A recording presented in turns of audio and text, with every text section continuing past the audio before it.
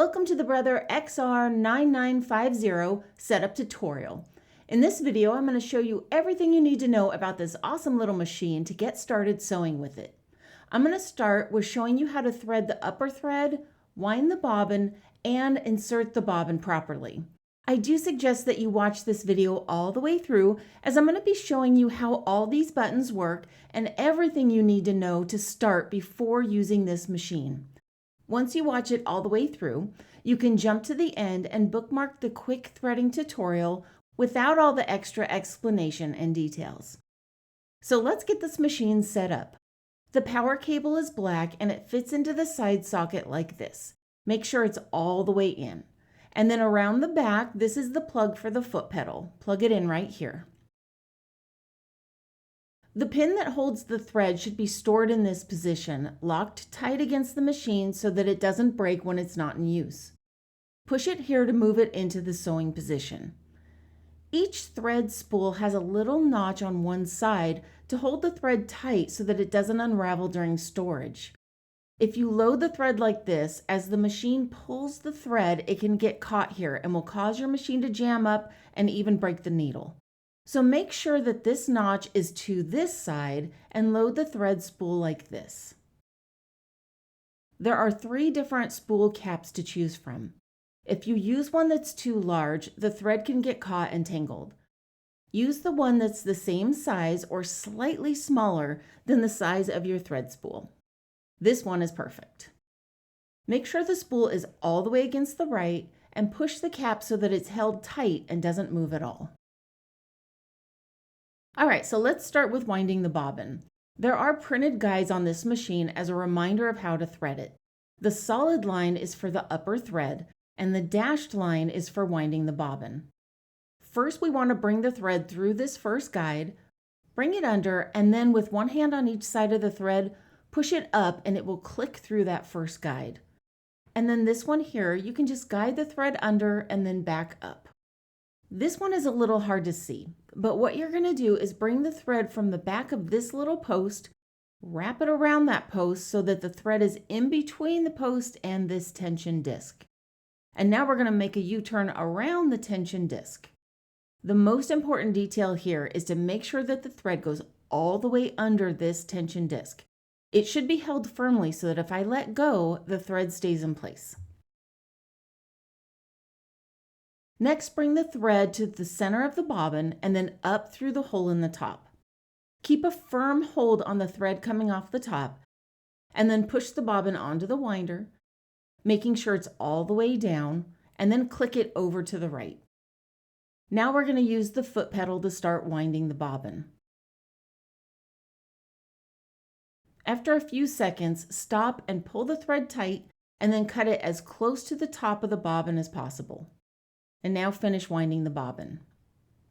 If you're working on a smaller project, you don't need to fill the bobbin all the way up.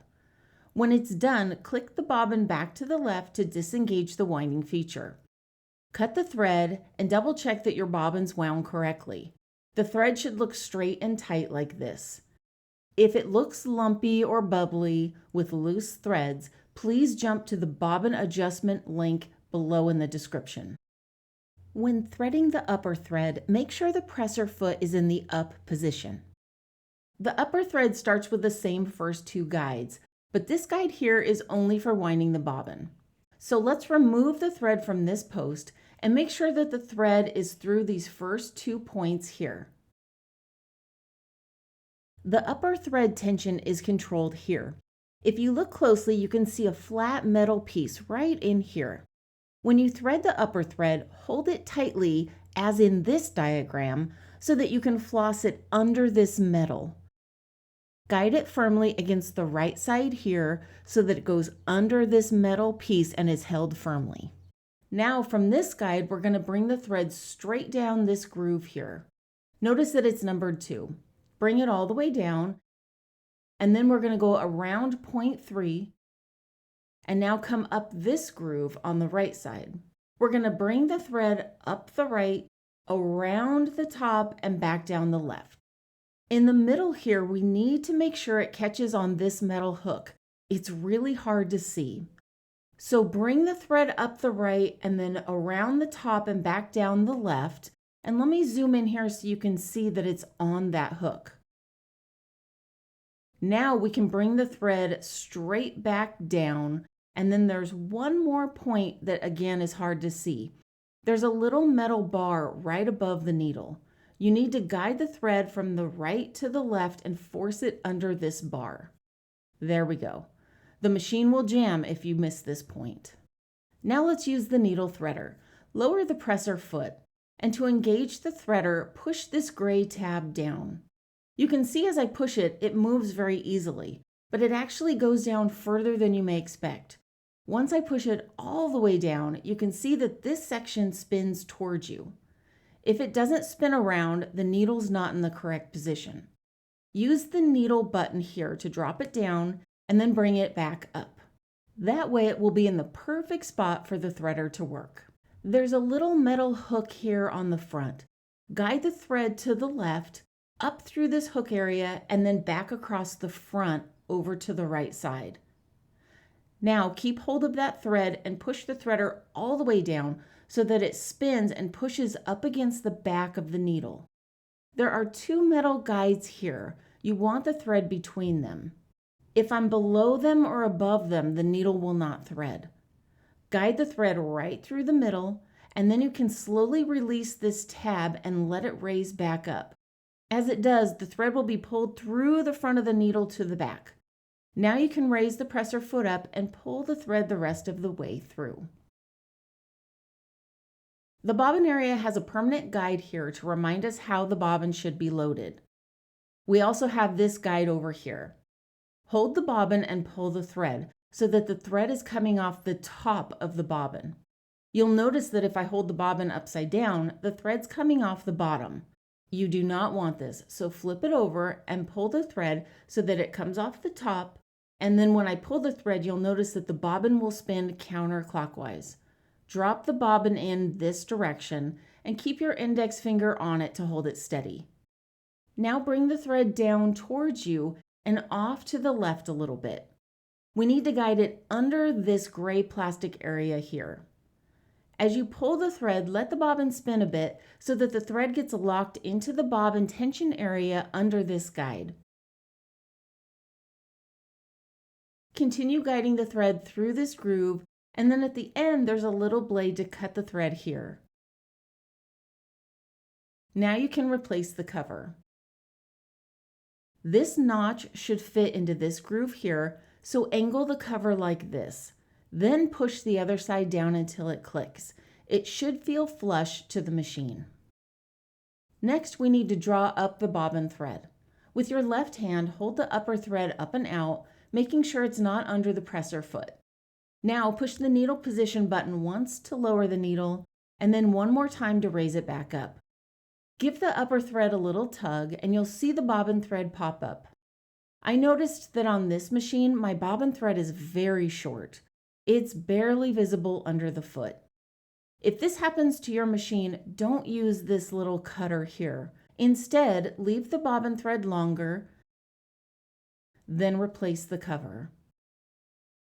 Now pull up the bobbin thread. For smooth, tangle-free sewing, you should always start with both threads under the presser foot and about 3 inches extra pulled back and slightly to the left. Now let's get into all the details of this machine. This is the hand wheel. Turn this towards you to manually complete a stitch. Make sure you always turn it this way so that the thread doesn't get tangled. The first button is a speed control. If I slide this to the left, the maximum speed of this machine will be very slow. As I slide this to the right, the machine will get faster and faster. This is a nice way to start if you're new to sewing. You can slide this over until you get the feel of the foot pedal and get used to the movements. These two buttons are the stitch selection keys. They're used to change the stitch. The number will coincide with the stitches here. And this one shows the needle position and changes the stitch length, how long each stitch is. This one changes the width. If you're on a straight stitch, this one doesn't matter. It's really only relevant on a stitch with a width, like a zigzag stitch. This will change how wide or how narrow the stitch is. This button here is the needle position. Press this to raise or lower the needle. So by pressing it twice, it will complete a full stitch. Use this whenever you thread the needle because it will put the needle at the exact up position so that the needle threader will work correctly. This is the reverse button. We use this to lock in our stitches. You'll need to hold it down to sew in reverse, and then when you let go, the machine will stitch forward again. And this button will start or stop sewing. You can unplug the foot pedal and use this button to sew. Here's the needle threader. This toggle here is to raise and lower the presser foot. And here you have the stitch indicator button that you can use to switch between regular stitches, mirror image stitches, and the character stitches. Now, if I turn this machine around the back, you're going to see this toggle switch. If you look closely, you can see this little diagram showing triangles above a line, and then the other side shows the triangles below a line. This is the feed dog control. The feed dog is a metal teeth that come up through the throat plate and move the fabric. If I slide this to the left, the feed dogs will drop below the metal throat plate and the fabric won't move when I sew.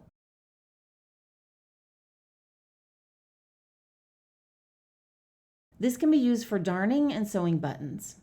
You can use this foot with a zigzag stitch to sew a button, and you would slide this toggle to the left so that the button stays in place as you sew. You'll notice that when I slide it back to the right, the teeth don't pop back up. Just turn the hand wheel a full turn and they will pop back up. To change the presser foot, use this black lever here. With the foot raised, just push it and the foot will drop off. To attach any foot, line up this metal bar on the foot with this groove here. Get the foot in place and then just lower the shank. The foot will click into place. This zipper foot has two different bars, so you can place it on the left or the right depending on what side of the zipper you're sewing. When you change to a different stitch, the machine will let you know what presser foot to use on the display right here. You can check the foot here and match up the letter. Let's up our sewing game by adjusting our bobbin the way the pros do. The first adjustment is here where it's wound. This stopper can be adjusted so that you can fill your bobbin full if needed. Unscrew it here just enough so that you can rotate this stop. This odd shape is so that you can turn it to fill the bobbin more or less. I like to turn it so that the bobbin will fill all the way without going past the plastic edge. You can see as I turn it how much the bobbin will be filled. Once you have it where you want, tighten that screw back. Bobbin tension is very important.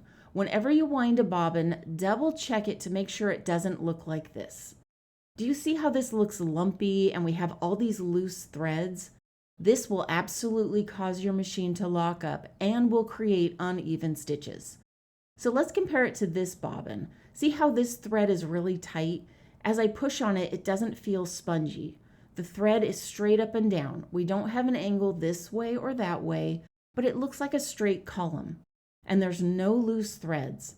So when I hold them up together, you can really see the difference. If your bobbin looks like this black one, please use the description links below to jump to the bobbin winding section as a refresher on how to get your thread loaded properly. And now you're ready to start sewing. Please hit that like button if this video helped you get your machine ready. And please subscribe for more sewing tutorials. Happy sewing!